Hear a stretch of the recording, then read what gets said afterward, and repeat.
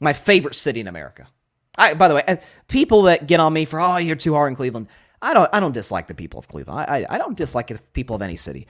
Well, Philadelphia is kind of close. But overwhelmingly, I think people of Cleveland are good, decent people, just like any other city in America. So I got no beef with the people of Cleveland. It is the professional sports I don't like, and more importantly, the sort of the attitude in the city toward their professional sports, and that there's this, and it was tampered a little bit when my heart was split into a million pieces when Cleveland came back from 3-1 on my Warriors. I still have not recovered, and I openly admit that. But every year, Cleveland fans, oh, you just watch us. Cleveland Browns this year, fans this year, oh, you watch our team coming into this season. Deshaun's going to bounce back, and we got all these pieces offensively and defensively. We've got Nick Chubb. We've got this offensive line. We like Kevin Stefanski as a head coach. When simply ignoring the fact that, A, they play in the toughest division in the NFL, I still believe, even 2 weeks into the season, when some of the teams in the AFC North haven't looked great. And secondly, they have a bad quarterback. There, I said it. He's not good. Deshaun Watson's not good. So I get he's playing the Pittsburgh Steelers defense. And I get he lost Nick Chubb, which, again, by the way, prayers to Nick Chubb. Just a horrible injury. Again, of course, the Browns announced yesterday he's going to miss the season. I remember as a Tennessee fan watching that injury against, as a Vols fan, watching him get hurt on the first play of the game, by the way, with the Georgia Bulldogs with a nasty knee injury. It's just devastating to see then, even more so now, I guess, because of the fact that, it feels like he was moving into that spot where we're having conversations. Is Nick Chubb the best running back in football? And he had a compelling case.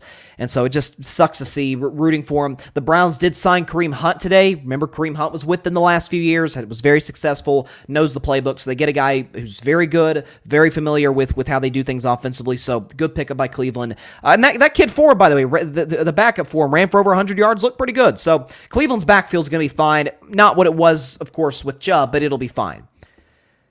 They're not going to be fine at the quarterback position for quite some time because of the fact that they signed a guy with numerous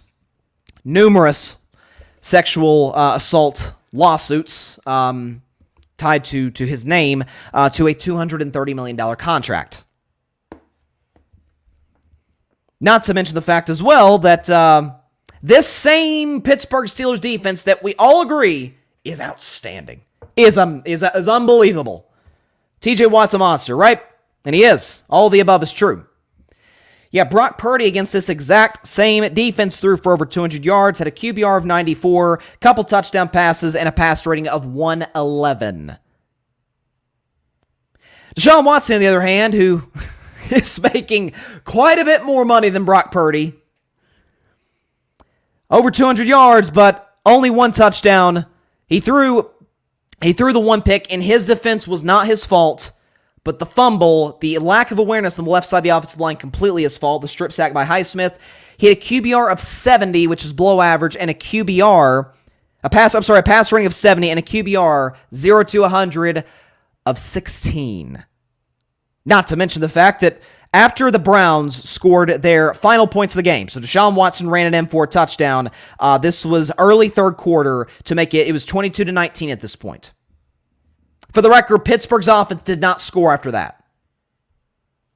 Cleveland, 8 plays, punt, 11 plays, fumble, 5 plays, strip sack recovery for a touchdown, 5 plays, punt, 7 plays, turnover on downs, game over. Kevin Stefanski's a former coach of the year. He's no scrub. He knows how to coach football. They've got Amari Cooper. They've got David Njoku, who had a solid game. The kid Ford, who came in for Nick Chubb, played very well. The offensive line is top 3 in the NFL, and it's not even close. They've got the weapons, they've got the protection, they've got the running game, they've got the coach. So who does it fall on? And so to see, I'm not going to lie, I'm not the type of person who just revels in others' misery. I think you kind of got to have a little bit of a sick mind to do that. But I got to admit, I'm going to make an exception in this case. I kind of revel in it. Not just for Deshaun and the creepy, and that's putting it mildly, behavior off the field, but the Cleveland Browns. Yes, they had a quarterback in Baker Mayfield who I was never a fan of, never bought into. By the way, in defense of Baker, he's playing pretty well in Tampa, but it's only 2 games in. We'll see. Point is, they didn't think Baker could win for him. Baker played that 2021 season with the shoulder problem. There was some locker room issues. Didn't play well. Browns missed the playoffs after making the playoffs and actually beating the Steelers in that playoff game the year prior. You want to move on from Baker? Fine. That's fine. You have every right to do that as an organization. But you trade for a guy who had not played in a year and a half. We know rust was going to be a problem. We knew, by the way, injuries were going to be a problem. He suffered multiple major injuries dating back to his days at Clemson. He had not been a part of a team with a winning record since 2019. He put up empty stats in 2021 for a 4-12 Houston Texans team. And of course, we know the off-the-field situation, which was concerning at best.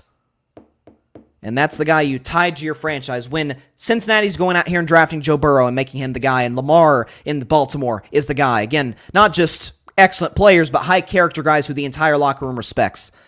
And you get Deshaun Watson, who, something else too. Cleveland, cold weather city. What do we know about cold weather cities?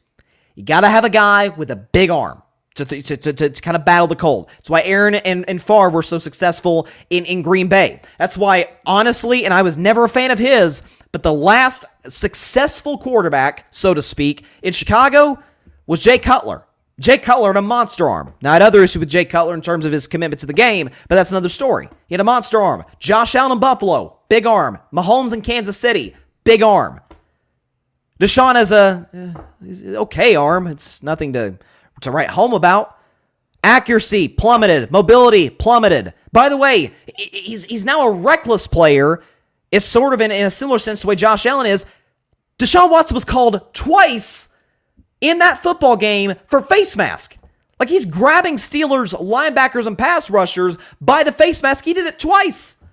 Seeing a quarterback called for a face mask is, you never see that. Twice is, I'm not sure it's ever been done before. Not to mention, he also got away with, when he was pushed out of bounds, him and some Steelers players kind of got into it face-to-face, nose-to-nose, whatever, no big deal. Okay, people separate them, you move on. Deshaun is moved away by a referee. He's moved away from the situation. He grabs the referee, shoves him very clearly, and somehow didn't get flagged for it. Like, making any contact with an official intentionally, so is almost always a 15-yard penalty for unsportsmanlike conduct. He didn't just grab him, he pushed him. I mean, it is truly the fact that this has happened to Cleveland, a historically desperate franchise, a historically poorly run front office, is actually, I'm not gonna lie, I'm kind of enjoying watching it. And with Deshaun Watson as well, let's be honest, he's not exactly the easiest quarterback in the NFL to root for in any way, shape, or form.